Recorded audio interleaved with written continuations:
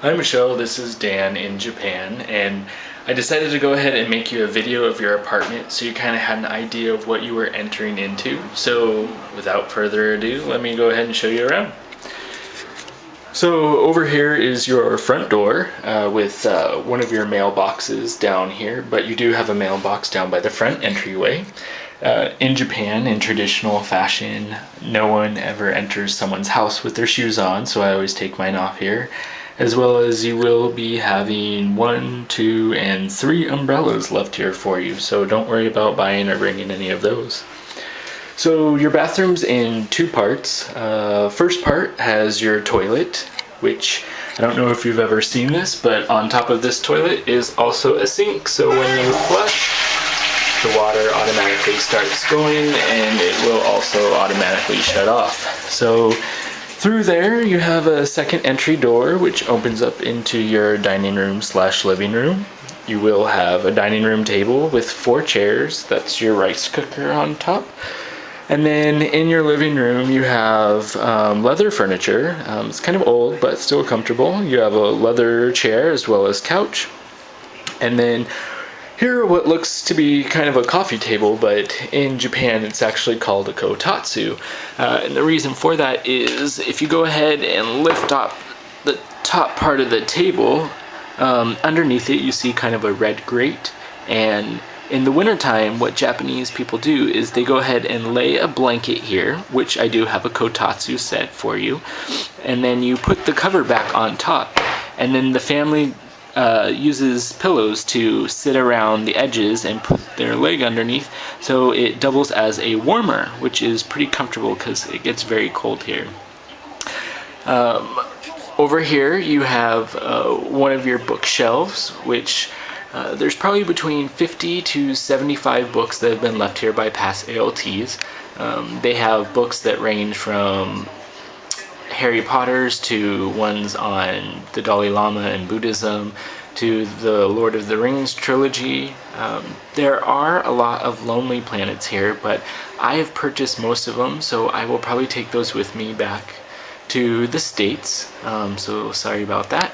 Also, you can't have my Mickey ears because I went all the way to Tokyo to get those.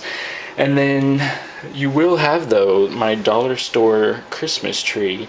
Even though it is May, I still have it up and decorated. Over here is your second bookcase, as well as your telephone, which I never use. However, still have it and pay my monthly bill.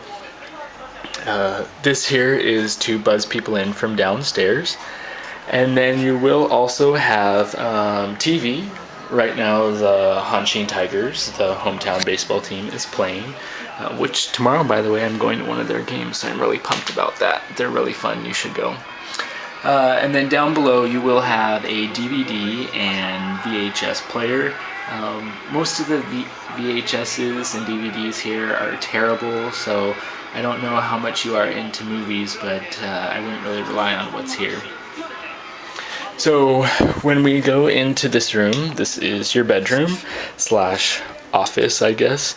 There is a printer here, which also has a programming CD, so you can set it up to your computer. Note that Elliot's apartment won't have a printer, so Nicole and I go ahead and share this one. You also have a desk and chair, and then this is your spacious twin-size bed. You do have one pillow, and it is pretty thin and flimsy, but it works for me. And then you have one blanket. However, I did purchase a second one, which I'll leave here for you for the winter time because it does get fairly cold here.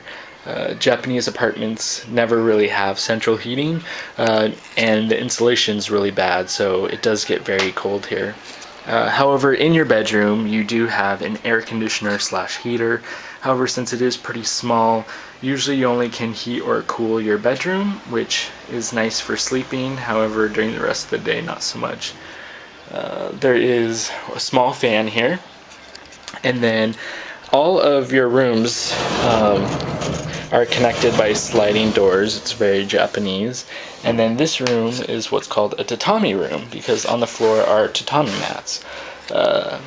in a Japanese household, they would probably use this room to sleep on because a tatami mat is softer than a hardwood floor. However, since I have a bed, I never come in here. This is your second blanket that I purchased. In this room, you do have one dresser as well as a small closet, and then full-length mirror. And then this is your main closet and storage area. So when you come here, don't worry about bringing hangers because there are more than enough. As well as in here, you have a CD player, an iron, and a small vacuum. I guess I'll go ahead and show you the balcony. You do have a sliding door that opens to your balcony from both the tatami room and your bedroom, and it does have a drying rack out here, so if you want to dry your clothes outside, you can go ahead and do that. So this is Nakayacho, which is your neighborhood. If the first school you teach at is Hiraki, which is the one I'm currently at, these houses right here are where some of your students live.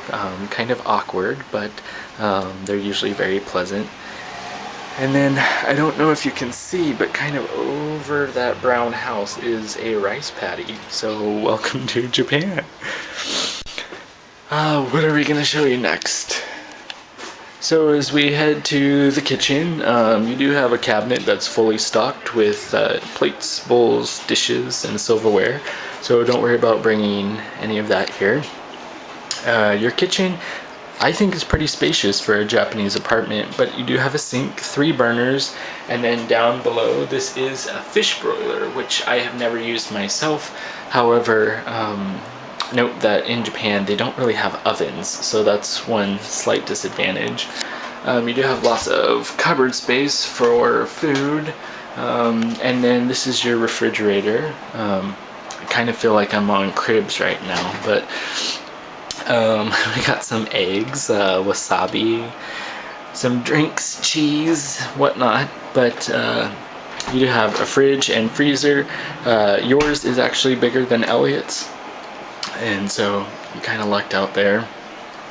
There is a hot water thing as well as a coffee maker. However, I don't drink coffee, but it is here for you.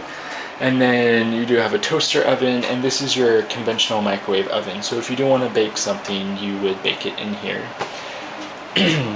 Also down below you have all of your pots, pans, and dishes and whatnot. So this is like the second half of your bathroom.